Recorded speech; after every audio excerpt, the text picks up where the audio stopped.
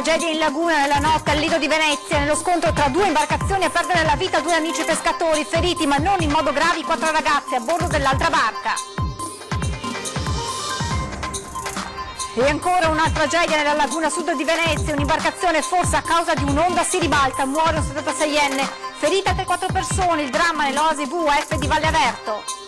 Tragedie sulle strade del Veneto, lungo la Feltrina ieri sera ha perso la vita un motociclista padovano, a Loreggio nell'auto uscita di strada muore un 40enne di Stra. È ancora ricoverato in gravi condizioni il 18enne accoltellato alla gola a Treviso dopo un concerto, indagini a tutto campo, mi hanno aggredito 2 italiani e uno straniero, ha detto prima di perdere i sensi. 40enne albanese ferito da un colpo di pistola sparata alla spalla, esploso da un uomo che l'ha atteso sotto casa con il volto coperto da un passamontagna, indagano i carabinieri. Emergenza lupi, dopo i tanti tentativi falliti gli allevatori provocano il governo, dateci la legittima difesa contro i lupi. Incredibile spettacolo della natura con le acque del Piave che dopo le forti piogge in montagna di mercoledì notte si sono colorate di rosa.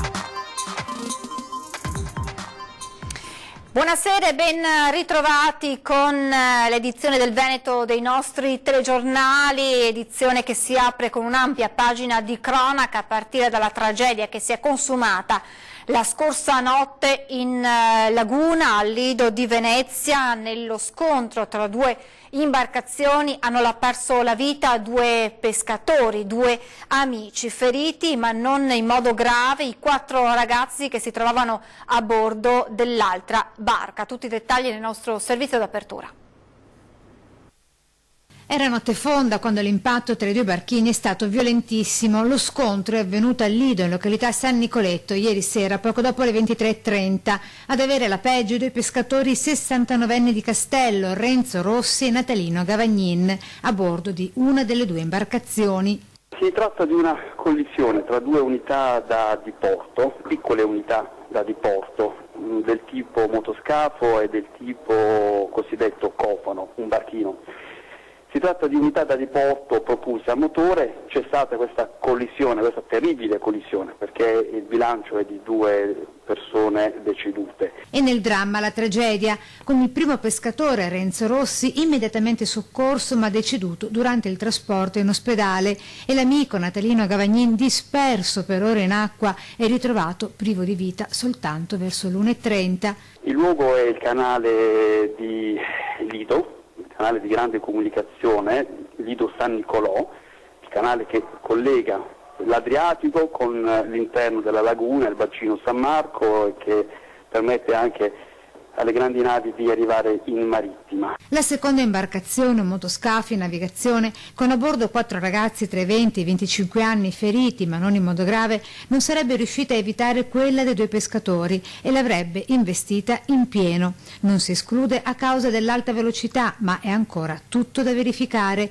così come è da capire cosa stessero facendo i 2 pescatori fermi in laguna. È oggetto dell'indagine cosa stavano facendo e transitavano, una delle 2 o tutte e 2 erano ferme. La dinamica della collisione è in corso di studio, indagine, per cui sono dati che verranno poi individuati, confermati, valutati. Cordoglio alle famiglie delle vittime da parte del presidente del Veneto, Luca Zaia, che richiama a regole e controlli più severi per la navigazione in laguna. Condoglianze espresse anche dal primo cittadino Luigi Brugnaro. Poche ore più tardi, nel primo pomeriggio di oggi, un altro incidente mortale avvenuto nella laguna di Venezia. Una gita in barca con il nipote e 3 amici si è trasformata in tragedia per un 76enne di Campagna Lupia. Nel primo pomeriggio di oggi in Laguna Sud, nell'area di Valle Averto, sono in 5 in un barchino e navigano nel caldo pomeriggio. La zona è molto affollata. La piccola imbarcazione a scafo piatto è omologata per 2-3 persone al massimo. All'improvviso, probabilmente a causa di un'onda provocata da un altro natante, il barchino sovraccarico si è capovolto. Tutti e 5 gli occupanti sono finiti in acqua. acqua ad avere la peggio il proprietario dell'imbarcazione, 76enne con difficoltà respiratorie.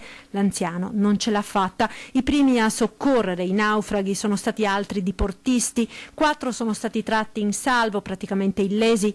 L'anziano è annegato. Sul posto sono intervenuti i sanitari del 118, i vigili del fuoco ed i carabinieri che conducono le indagini sull'ennesima tragedia in laguna.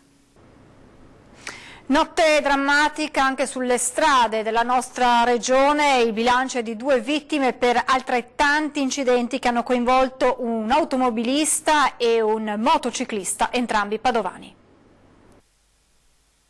2 padovani hanno perso la vita in altrettanti incidenti stradali avvenuti a poche ore di distanza l'uno dall'altro. Lungo la Feltrina, tra le province di Treviso e Belluno, ha perso la vita Eric Salviato, 31enne di Vigonza. Doveva trascorrere il fine settimana in montagna in compagnia di amici. In sella alla sua moto, intorno alle 21, si è scontrato all'altezza di Pederobba contro un'auto che viaggiava sulla corsia opposta, per motivi che dovranno ancora essere chiariti dagli agenti della polizia stradale. Il Centauro ha poi finito la sua corsa contro un muretto, è morto sul colpo. Sul posto, oltre ai vigili del fuoco, anche i sanitari del SUEM, che non hanno potuto far altro che constatarne il decesso. Attorno a mezzanotte ha perso la vita un 44enne che stava percorrendo via Carpane a Loreggia. Si chiamava Mauro Levorato ed era residente a Stra. Per ragioni ancora al vaglio delle forze dell'ordine, l'uomo ha perso il controllo dell'automobile scontrandosi con un palo. L'impatto ha ribaltato la macchina, finita nel fossato che corre parallelo alla strada. Il 44enne è stato estratto dai vigili del fuoco per essere trasportato d'urgenza in ospedale. Le sue condizioni erano apparse da subito molto serie. È espirato durante il percorso per le gravissime ferite riportate. Ci spostiamo nella Marca trevigiana per parlare di un agguato la scorsa notte a Oderzo, ferito a colpi di pistola sparati alle spalle un bodyguard del Casinò di Venezia. Si indaga a 360 gradi anche se prende piede la pista passionale. Un vero e proprio agguato nella notte ai danni di un cittadino albanese di 40 anni addetto alla sorveglianza del Casinò di Venezia, ferito alla schiena da un colpo di pistola sparatogli alle spalle da uno sconosciuto che lo stava aspettando nascosto e con il volto coperto nei pressi della sua abitazione. Il 40enne è stato ricoverato all'ospedale di Treviso, dove è stato sottoposto ad un intervento chirurgico e nonostante le sue condizioni non sarebbe in pericolo di vita. Il fatto è avvenuto verso le 3:40 del mattino in via Volta nell'immediata periferia di Oderzo. Tra i vicini di casa nessuno ha visto e sentito nulla. No, non ho sentito niente. Chi ha fatto gli spari? Io non ho sentito però. Neanche a me fiori, nessuno. Lo straniero, dopo aver parcheggiato la sua auto a pochi metri da casa, è stato raggiunto alle spalle da uno sconosciuto con il viso travisato che gli ha sparato un colpo di pistola ferendolo ad una scapola. La vittima si è accasciata e l'aggressore, credendolo morto, è fuggito. Soccorso dai sanitari del SUEM 118 è stato trasferito all'ospedale di Treviso dove si trova ricoverato. La procura ha aperto un fascicolo con ipotesi di reato di tentato omicidio a carico di ignoti. L'indagine è affidata ai carabinieri che non vogliono scartare nessuna ipotesi, nemmeno quella della pista passionale. L'uomo sarebbe stato minacciato anche in passato, come ci racconta un amico, dalla sua ex convivente. La ragazza sua lo minacciava di solito per telefono, ti ho lasciato, vabbè non mi trovo più con te, ciao, cosa c'è? È finito il rapporto, mollati, però quella non voleva lasciarlo. Le indagini saranno approfondite quando la vittima potrà essere sentita dagli inquirenti. Da Oderzo ci spostiamo a Treviso per tornare a parlare dell'aggressione subita da un 18enne l'altra notte alla fine di un concerto. Il giovane, colpito da una coltellata alla gola, è ricoverato ancora in gravi condizioni all'ospedale Cafoncello. Giallo sull'accaduto, la procura intanto ha aperto un fascicolo per tentato omicidio. È ancora ricoverato nel reparto di terapia intensiva dell'ospedale Cafoncello il 18enne trevigiano accoltellato alla gola giovedì notte nel parco Mazzotti all'altezza di Porta Fragiocondo mentre tornava a casa dopo aver assistito ad un concerto sulle mura di Treviso. Le condizioni sono stazionarie, la prognosi è riservata. Gli inquirenti al momento non escludono alcuna ipotesi. La procura ha aperto un fascicolo a carico di ignoti per tentato omicidio. Il ragazzo, prima di essere ricoverato e sottoposto ad un delicato intervento intervento chirurgico, è riuscito a pronunciare solo poche parole ai primi soccorritori e poi ai genitori. Mi hanno aggredito 3 persone, 2 bianchi ed un africano. Intanto si stanno passando al setaccio le immagini delle telecamere di videosorveglianza della zona. Gli uomini della squadra mobile della questura di Treviso stanno sentendo gli amici del giovane, i familiari, eventuali testimoni, alla ricerca di qualche indizio che possa essere utile a risalire agli aggressori. È giallo anche sul movente della violenta aggressione. Rapina, spedizione punitiva, litigio degenerato o cos'altro. Gli inquirenti al momento non tralasciano alcuna pista. L'unico oggetto che sembra mancare è il cellulare del 18enne. Forse è stato rubato dagli aggressori? Tutti interrogativi ai quali la polizia sta cercando di dare una risposta nell'attesa che il giovane si riprenda e possa raccontare l'accaduto. Ancora un caso di contagio da zanzara del Nilo, West Nile in Veneto. Si tratta di un anziano padovano di Este. Abita in pieno centro storico di Este l'anziano, vittima della puntura di una zanzara West Nile o del Nilo. L'uomo è finito all'ospedale, per fortuna non in gravi condizioni, mentre il comune ha subito attivato una disinfestazione straordinaria nel rione di residenza, tra via Don Pelà e via Piave. La comunicazione è arrivata dal servizio di igiene e sanità pubblica dell'ULSS 6 Euganea. Sono 6 fino ad oggi i casi di puntura da West Nile o zanzare del Nilo registrati in provincia. E in questa estate purtroppo aumentano i casi di truffe ai danni di anziani. Nella sola giornata di ieri 2 le vittime a Vicenza. Sono loro, gli anziani, le principali vittime di falsi carabinieri, fantomatici tecnici del gas o dell'acqua, facile prede di gente senza scrupoli che approfitta dell'ingenuità o della solitudine, in particolare in questo periodo estivo, di persone anziane. Solo nelle scorse ore a Vicenza sono state 2 le vittime, probabilmente ad agire la stessa coppia di soggetti, visto che il modus operandi per entrambi i casi è lo stesso. La prima vittima è una 91enne residente a Bertesinella. L'anziana è sul terrazzo intenta ad abbeverare le piante quando un uomo, con la scusa della verifica dei contatori, si fa aprire il portone d'ingresso della palazzina.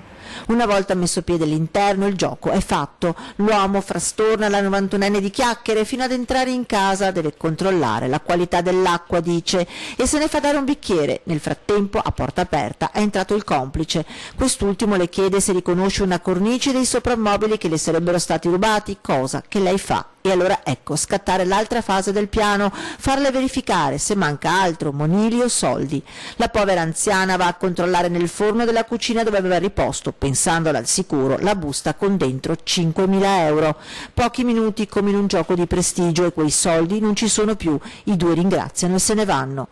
La donna torna a controllare e nel forno è rimasta solo la busta, vuota.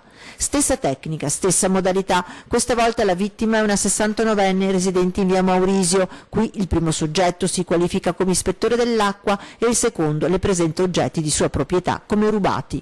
L'effetto finale è lo stesso. Alla fine alla 69enne spariscono da una scatola in camera da letto vari monili preziosi. Scarna la descrizione dei 2 truffatori che parlavano correttamente italiano. A Padova ha preso servizio nei Carabinieri una nuova figura di militare specializzato nel negoziare con le persone in difficoltà. Per il maresciallo Davide Salmaso la parola d'ordine non è solo comandi, ma soprattutto empatia, mettersi cioè nei panni delle persone in grave difficoltà che incontrano il suo servizio, quello di negoziatore. Persone che tentano il suicidio, che si barricano in edifici perché in crisi o affette da disturbi mentali, asserragliate mentre commettono reati, che vanno fermate prima che sia troppo tardi per loro soprattutto e per gli altri. Una opera di negoziazione fatta di grande capacità di ascolto, per la quale il maresciallo ha frequentato un corso intensivo dell'arma a Velletri, tenuto da istruttori dei carabinieri, a loro volta preparati da colleghi statunitensi esperti nella gestione della negoziazione. Soggetto in crisi quasi sempre ha bisogno di essere ascoltato. La cosa principale è ascoltare, ed è una cosa che non è più facile fare, perché è più facile distrarsi o non ascoltare le persone, invece le persone vanno ascoltate, soprattutto le persone che hanno una situazione di crisi. Ecco, quindi la cosa più importante, oltre all'approccio iniziale con questi soggetti, è saper ascoltarli. Il corso gli ha fornito nozioni di psicologia, psichiatria, sociologia, tecniche di comunicazione e criminologia. L'Università di Padova lo terrà costantemente aggiornato con schede e contatti diretti con i docenti. Salmaso dovrà, seguendo strategie e conoscendo più dettagli possibili sul conto della persona, sciogliere il ghiaccio nel rapporto personale e iniziare una trattativa per distendere gli animi. Nervi saldi sempre, capacità di entrare in sintonia e magari, anche cambiando discorso, tranquillizzarla. Potrà operare anche fuori provincia di Padova, se necessario, in quel nord-est che ha visto molti imprenditori in difficoltà togliersi la vita tra le mura delle loro aziende. La cosa più importante è ascoltare, che è quello che devo fare anch'io se andrò, ma io mi troverò in una situazione ormai di emergenza. Spero di poter arrivare in tempo per poter ascoltare questa persona, perché sicuramente una persona che si trova in una situazione del genere e che decide di fare una cosa così tragica è perché ha bisogno di una persona che l'ascolti prima di tutto. E restiamo in provincia di Padova, ma ci spostiamo a Maserà perché ha chiuso definitivamente lo stabilimento Exo. Ricorderete che per più di 40 giorni 56 lavoratori o licenziati avevano inscenato un presidio fisso davanti all'azienda per difendere il proprio posto. Venerdì è stato l'ultimo giorno di lavoro per lo stabilimento di produzione della Exo di Maserà. Rimangono solo una trentina di addetti alla progettazione e alla qualità.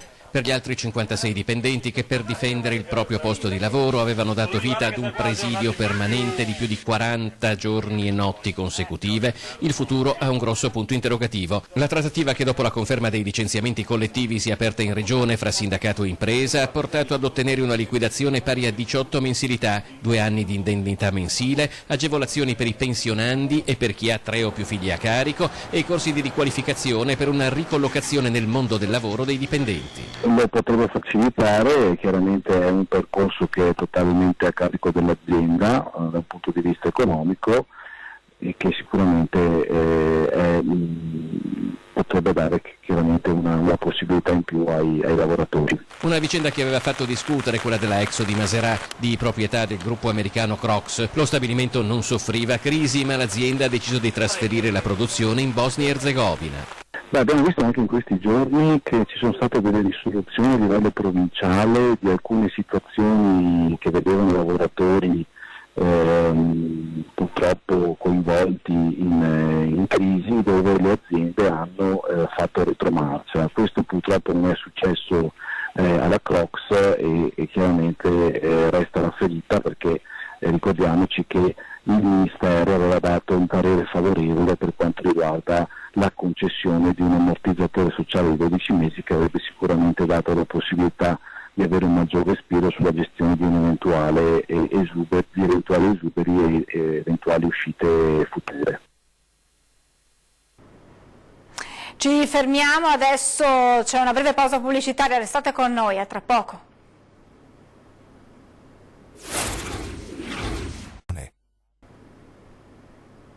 Rieccoci in diretta con le notizie dal Veneto. Interpellanza dei pentastellati in comune a Venezia contro il sindaco Brugnaro. Pesante l'accusa. Si chiede dove siano finiti gli 80.000 euro donati dal cantante Zucchero durante il concerto di inizio luglio in piazza San Marco. Soldi che sarebbero stati destinati alla città. Abbiamo scoperto con un accesso agli atti che questa presunta donazione fatta dall'artista Zucchero in realtà non c'è nessuna donazione, e quindi innanzitutto abbiamo scoperto che il sindaco ha mentito alla città, ha mentito alla stampa nel dire anche dopo il concerto che c'era questa donazione. L'accusa è di quelle pesanti. La donazione di 80.000 euro che Zucchero avrebbe ceduto alla città di Venezia sarebbe stata oggetto di un articolato giro di conti comunali, per i quali a tutti gli effetti la comunità non ne usufruirebbe in alcun modo, sia in soldoni che in spiccioli, così a detta del consigliere comunale Pentastellato. La donazione era in realtà si è trasformata in 60.000 euro di corrispettivo a Vela. Vela ha seguito l'organizzazione dell'evento e in questi 60.000 euro prende una sua parte di prezzo, diciamo, per la prestazione, per tutte le autorizzazioni trovate, ma questi 60.000 comprendono anche la COSAP, cioè l'occupazione di suolo pubblico, 7.000 metri quadri della piazza San Marco occupata per 8 giorni. Tutto questo è compreso nei 60.000 e ancora l'imposta pubblicitaria, il canone degli impianti pubblicitari. Vela dà in concessione 20 impianti pubblicitari negli imbarcaderi alla società. Tutto questo è compreso. E non finisce qui. Dall'acquisizione degli atti risulterebbero inoltre, per le 2 date del concerto di Zucchero, staccati 200 biglietti gratuiti per politici, dirigenti, assessori e consiglieri comunali tutti, per un totale di 22.000 euro. Quindi tutta gente che poteva benissimo comprarsi il biglietto da sola. Ma di fatto Zucchero questi soldi comunque li ha dati come donazione? Ma certo, Zucchero nell'intenzione voleva fare una donazione, questo è scritto nella proposta della ditta privata che ha seguito Zucchero e il concerto. Accuse cui certo seguiranno giustificazioni e nuovi contrattacchi. L'aria molto calda e umida presente sulla nostra regione potrà favorire qualche tratto di instabilità sulle zone montane e pedemontane fino alle prime ore di domani. Su queste zone le previsioni non escludono qualche locale temporale che potrebbe risultare anche intenso, specie in montagna. Per questo il Centro Funzionale Decentrato della Protezione Civile Regionale ha dichiarato lo stato di attenzione per possibili criticità idrogeologiche fino alle 9 di domani nei bacini idrografici Alto Piave, Piave Pedemontano, Alto Brenta, Bacchiglione Alpone, Adige, Garda e Monti Lessini. Visti i fenomeni meteorologici previsti, la criticità idrogeologica attesa è riferita solo allo scenario per temporali forti. E a proposito di temporali, quelli che mercoledì hanno provocato intense piogge in montagna hanno anche avuto un effetto spettacolare con le acque del Piave che si sono tinte di rosa. Guardate le immagini. Non è un enorme stormo di fenicotteri e nemmeno uno scherzo. Visto dall'alto, giovedì pomeriggio il Piave si presentava proprio così, di uno spettacolare quanto incredibile rosa acceso. A realizzare le spettacolari riprese il pilota e fotografo trevigiano Lando Arbizzani dall'Aeroclub Belluno, che alzatosi in volo assieme ad un collega si è improvvisamente trovato davanti allo spettacolo del Piave rosa. Al traverso di Sedico, dove arriva l'affluenza del Cordevole, abbiamo notato una colorazione rosa intensa delle acque. Abbiamo seguito il corso del fiume fino in pratica all'uscita dopo dalle montagne e questa colorazione continuava, tranne un pezzo in direzione subito dopo Quero, in direzione di Fener, dove le acque erano tornate verde smeraldo. Poi, oltre la diga, il fiume è tornato a colorarsi di rosa per altri 6-7 chilometri. Molto probabilmente a provocare l'inusuale fenomeno le forti piogge di mercoledì notte nell'area dolomitica che hanno provocato un dilavamento delle rocce. La colorazione rosa è probabilmente da rosso ammonitico, da quelle rocce che sono molto frequenti nelle nostre Dolomiti e quindi l'ha portata giù tutta assieme questa torbidità che ha colorato così intensamente le acque. Uno spettacolo inusuale, suggestivo, che ha provocato un'emozione particolare ad Arbizzani, che negli ultimi 2 anni si è dedicato a raccogliere foto e testimonianze della Grande Guerra. A me e anche all'altro pilota ha dato un senso di commozione, perché abbiamo pensato che 100 anni fa le acque erano colorate di rosso. E quindi sembrava quasi una cosa evocativa che ci dava la misura di una rievocazione di un evento terribile 100 anni dopo attraverso questa colorazione molto molto più bella.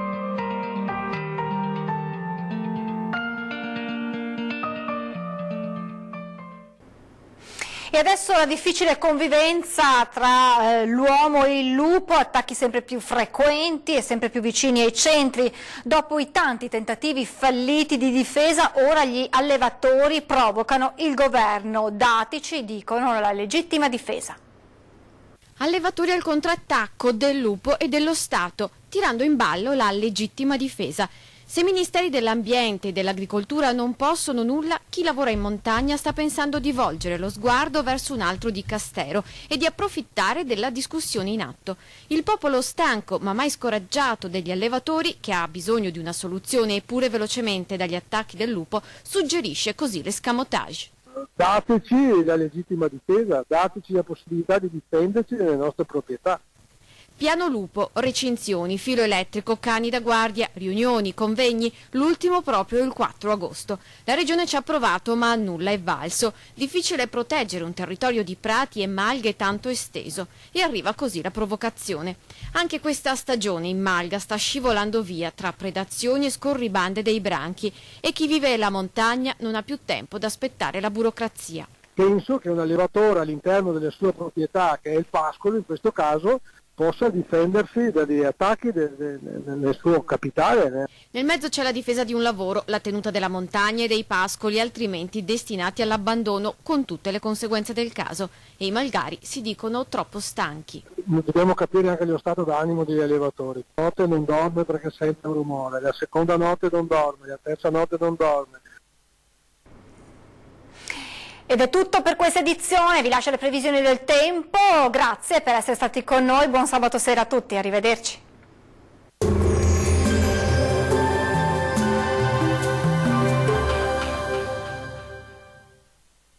Ben ritrovati al meteo. Domenica in compagnia del bel tempo sul Triveneto ma anche con qualche temporale, vediamo dove.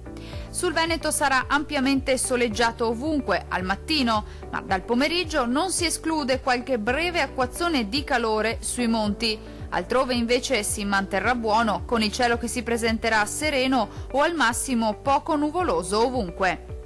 Clima caldo con temperature minime tra 20 e 26 gradi, valori massimi compresi invece tra 31 e 36 gradi circa. Spostiamoci ora a vedere che tempo farà sul Friuli Venezia Giulia. Poche novità anche sulla nostra regione, il tempo sarà in prevalenza asciutto e stabile, con ampio soleggiamento al mattino, poi qualche rovescio sulle Alpi, ma generalmente di breve durata. Temperature minime comprese tra 21 e 23 gradi, valori massimi oscillanti invece tra 33 e 36 gradi circa. Infine la situazione meteorologica del Trentino Alto Adige. Prosegue il bel tempo un po' su tutta la nostra regione, con ampio soleggiamento ovunque, specie al mattino. Qualche temporale, tuttavia, sarà possibile al pomeriggio sui settori alpini di confine. Temperature minime tra 19 e 20 gradi, valori massimi compresi invece tra 33 e 36 gradi circa. Per ora dal meteo è tutto, arrivederci al prossimo aggiornamento.